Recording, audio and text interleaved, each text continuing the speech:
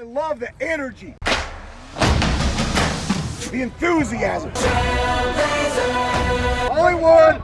This is Utah Tech football and the Lance Anderson Coaches Show. A lot of good work. I'm really proud of you guys. And hi there once again, everybody. Welcome to the Lance Anderson Coaches Show. Rod Zundel here, along with the head coach of the Trailblazers, Lance Anderson. Trailblazers, after 2 straight weeks on the road, come back home Saturday night, Greater Zion Stadium against Tarleton State, the Texans. Coach, all they are is ranked number 3 in the country. They're 6-0. We'll talk about them in a little bit later. Trailblazers coming off a hard-fought loss at Central Arkansas, 23-17. So, Coach, I want to just throw this right out. You had more yards than the Bears on offense. You held them to under 100 yards rushing. You won the turnover battle, and you won the time of possession. All those numbers should equate to a win. So, explain that. You'd really hope so. I mean, again, I think it was very encouraging that we are in the fourth quarter, 1-score game, have a chance to win. But kind of, our story of the season, we just have not been able to finish. But there were a lot more positive things this week, a lot of things we can build on. We just got to get over that hump and just find a way to finish. Let's talk about some of those positive things from Saturday. What stood out to you that's saying, okay, this is where we want to be? Starting out, defensively, again, solid against the run, not great, but against a good running team and a good running back. I mean, we had guys swarm to the football. We might have missed the first tackle, but we got the second guy there. Much better in the red zone defensively. Offensively, we found a way to get some explosive plays, and that's something we were searching for, which was very positive. I think we also had, some throws down the field to open up our pass game a little bit, which will eventually help the run game, which was also a good thing. And that was one of your goals offensively, is to take more shots and be more aggressive. And you did that. So are you happy with the progression of being aggressive on offense? Yeah, I think we're moving in the right direction, taking those shots down the field, finding a way to get some explosive plays, and now we just need to continue to build on that. Yeah, 2 of your first 3 plays of the game were the go route down the left sideline, and you had it open, it just didn't make the connection. Exactly, and that's our execution just needs to get better. Just maybe some of it's decision making, some of it's just making that throw when it's there, but there are opportunities out there. We just have to take advantage of it. All right, as we take a look at some of the highlights from the offensive side of the football, Reggie Graff getting the start once again. And, Coach, this play right here is kind of unique. Little fake the quarterback keeper and hit Asa. Yeah, out in the flat, so we got the ball out on the perimeter and had a real positive play there. Bronson Barban missed the first 2 games back and healthy, and here's that misdirection to your tight end, Eric Olson, for a 39-yard touchdown. Yeah, second week in a row that we've been able to set something up similar to that. What helps is the run game. When we're able to run the football, that gets people running to the ball, and we're able to set that up. You're down 3, end of the first half, final couple of minutes, Barban to Olson again. Yeah, this with as much quarters coverage as they played, we knew the middle of the field might be open, and we knew there might be some opportunities, and this was a really big gain to Eric Olson. Uvidov got a field goal, tied at 10 at halftime. Opening drive, third quarter, you did exactly what you wanted. And you talked about the running game. Asa, 15 yards. Yeah, coming out of the locker room, marching the ball down the field and putting a touchdown on the board is exactly what we wanted. And then this big shot to Rillos for the touchdown. Yeah, Josh Rillos had a couple big catches for us as well in the game. Okay, you had a 17-10 lead. Now, start of the fourth quarter, you're down 3. Crucial moment of the ball game right here. Barban to Daniel Thomason, and he's off to the races. 77 yards down inside the 5. You're down 3. Fourth quarter, you got a chance to go in for the touchdown, but a holding call. Coach, show me where the holding is. There is not a holding call. Left side right here, 67 and 50. Where is it? There's none there. They tried to say it was on our right guard, 79. But you can kind of see him in the corner of the screen there. We're going to see it right cutting. now. There's Daniel Dallin Johnson, here's 79. And this is who they called it on. There's no hold. There's a what cut were you there. told? So the head of the officials from the conference, again, contacted us this week and apologized profusely and said there is no hold on that play. All right, but with that, you still had a drive going here. Nice thread right there to Rillos again to keep the drive alive. Big gain by Rillos right here. But the drive stalled. Uvidov missed a 53-yarder by about a yard. Now, final 2 minutes, you're down 6 with a chance to win it. So it was great defensively to be able to get a stop right here. So we had, a couple negative runs there and able to get an interception, get the ball back to the offense, and we had a chance there at the end of the game. Yeah, you got into Central Arkansas territory You had 4th and 20, and Barban ran for 23 yards to keep the drive alive, and then he threw a pick down the stretch. Bronson Barban, talk about him coming back and his numbers: 15 of 28, 199 yards, 2 touchdowns, and an interception. Made some really good throws, made some big plays for us, and missed a couple too. And I think as he gets back and gets more reps, he will become more consistent. So this week we're going to have a great competition at quarterback with both Reggie and Bronson. You'll probably see both of them again, but I think it's great to have both of them back healthy, because they can both help us win. Again, the offensive line giving up only 1 sack still. That's top 15 in the country. Yeah, they're doing a great job. It was a tough matchup on Saturday against Central Arkansas. The strength of their defense was probably their defensive line. And, our offensive line really battled and hung in there. Asa Chapman, 69 yards, 4.6 yards per carry. That's a testament to him, but also that offensive line to give him some holes to run through. Exactly. We talk a lot about the protection of the O-line. They're also doing a really good job in the run game as well, and we're getting better and better at running the football. All right, so numbers were good. You became more aggressive, and this week you even got to be more aggressive because Tarleton State, they put up almost 50 points a game. Yeah, they are really good. When you watch them on film, they might be the most talented team we've played so far, and we've played some really good football teams. So we're going to have a stiff test this week, but it's great that they're coming into our house. Yeah. We're playing in our home stadium against a really good football team. There's nothing more you could ask for. And you've got to put up points.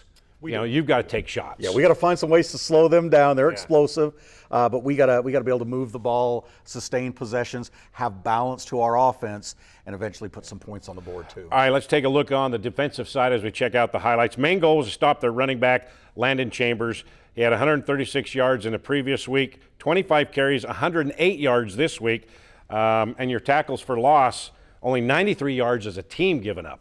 Yeah, boy, he was tough, though. He's a hard runner. He made the first guy miss a lot. We had to get the second and third guys there. But, again, it was great to be able to limit their run game. Goal number 2, stop their passing attack. You had 2 interceptions. This one to start the game with Jeremiah Jamo. Yeah, they tried a little trick play right here, and it was a great interception here by Jamo. Then you put the pressure on the QB again. 3 more sacks. R.J. Jones, a transfer from UCLA, getting through and getting his first sack in a Trailblazer uniform.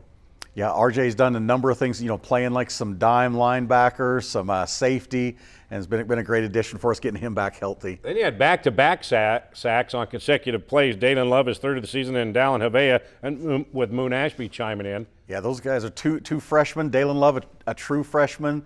Dallin, a redshirt freshman. Big plays from both of them there. This play from Cody Carlson's pretty darn good for a lineman to cover that really space. Good job retracing on the screen and making the play on the line of scrimmage.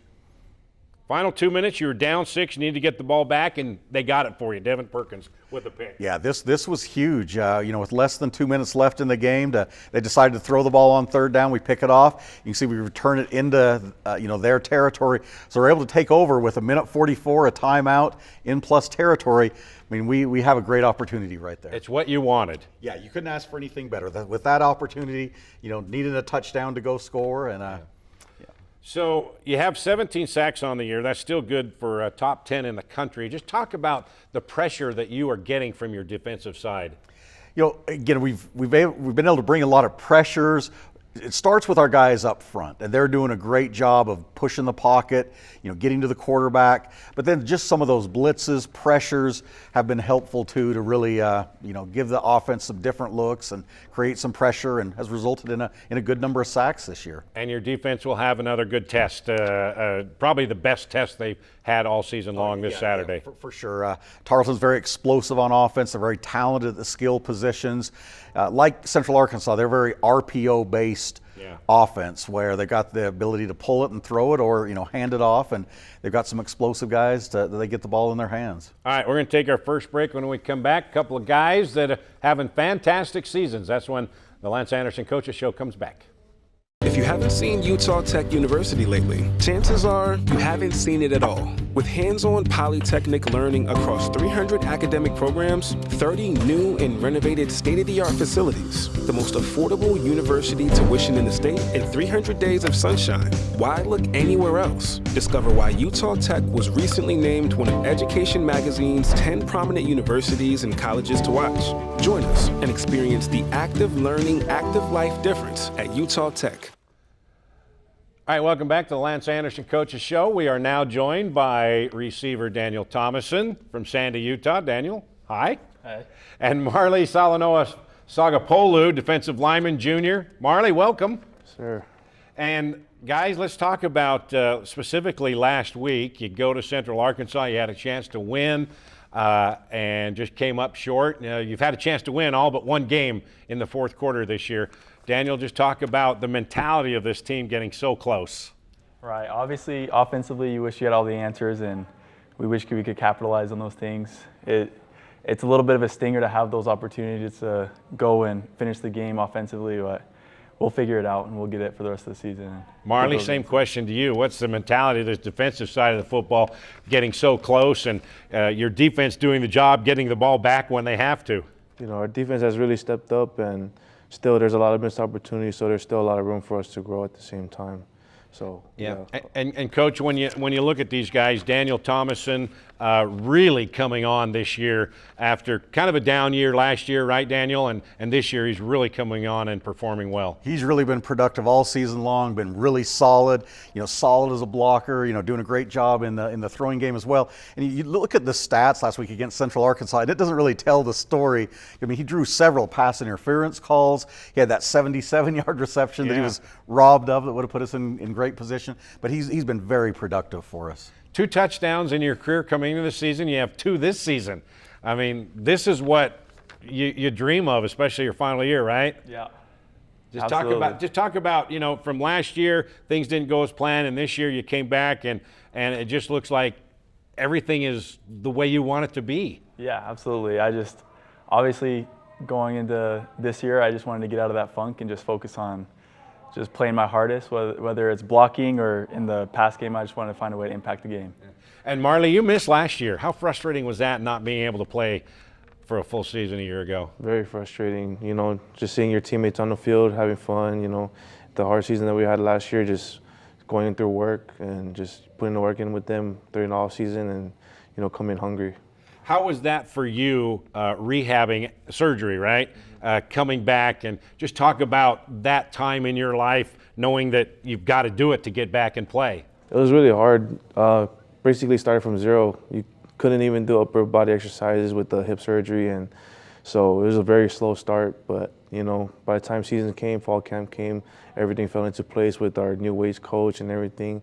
Like, everything's falling into place, just trusting the process. And compared to where you were before the surgery, how do you feel and how far back are you? Because you look 100%. Well, I feel pretty good.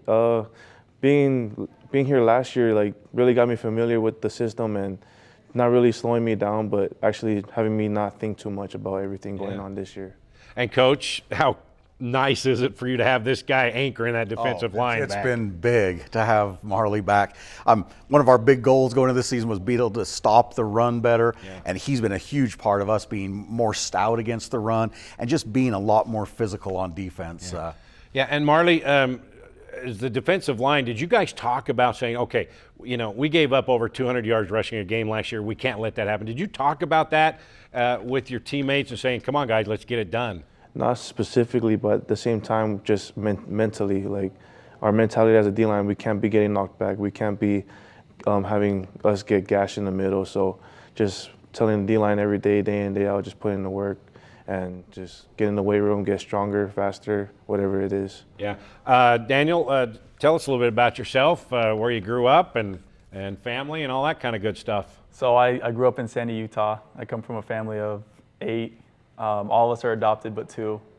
I grew up with a single mother. She raised all of us. She made my life just a living dream, and she's the best woman ever. So it was good growing up, and now I'm here at Utah Tech and looking to finish the season strong. Marley? From Kalihi, Hawaii.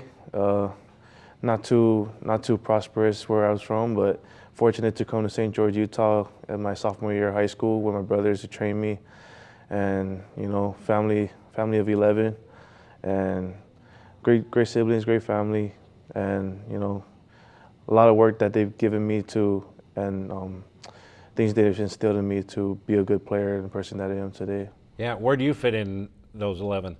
Second youngest. Second youngest, huh? So you had a lot of training from the older siblings. A lot of support too. Yeah. And Crimson Cliffs Mustangs, you're the pride of Crimson Cliffs. So how is it to play here where you went to high school? It's awesome. Coming from Crimson Cliffs, like first year here, they just opened, so I kind of been able to help build the culture over there, and it's something I want to do over here too.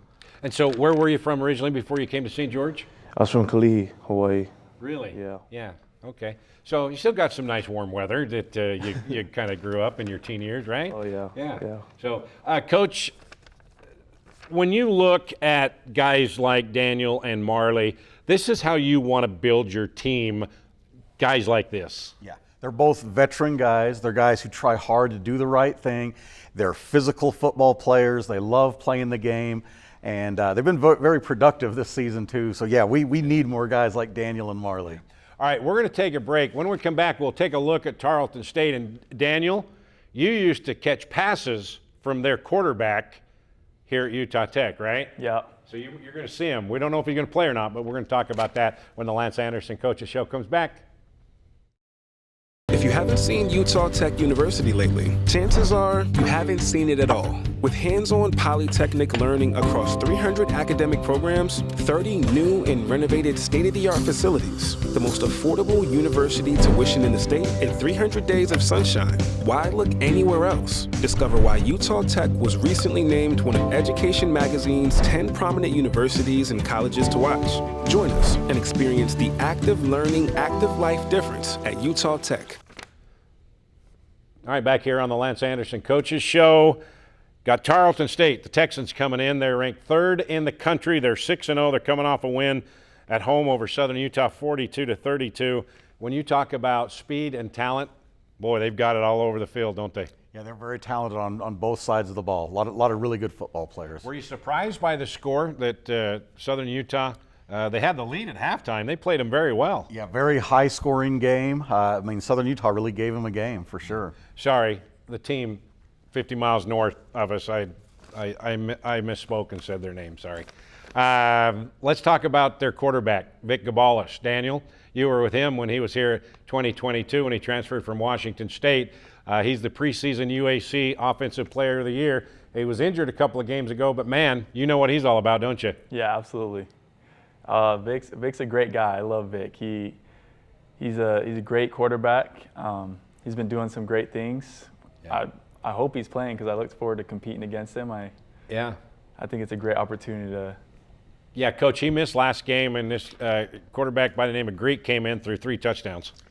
Yeah, I mean, both quarterbacks have played really well this year, and their system stays the same. They're very, very similar and both very talented players. And their running game over 200 yards rushing a game, Marley, you got your hands full. These guys are quick. Yes, sir. It's got to be stout, play our fundamentals. Just do what you have to do every play. And their defense is number 1 in the country, Coach, in scoring touchdowns. They have 4 defensive touchdowns, 3 interceptions, and then a fumble recovery for 6. Yeah, they're big and physical everywhere on defense. They're very sound in what they do. I mean, they don't do a lot, but they're very good and very sound at what they do. So, Daniel, when you look at these guys and their defense, that they like to take chances and they're talented and they're fast and quick, talk about the challenge going up against those guys. I think it's the same thing every week. Just go out there, do our jobs, and compete. Because it's always going to be a competition. We're always going to go against the team, and I think it's just important to focus on what's my job and what can I do to impact this play. And Marley, their offense scoring nearly 50 points a game, one of the tops in the country. Obviously, you got 2 quarterbacks that can throw it deep. Got to get pressure on them again. And then their running game, over 200 yards rushing a game. They're good.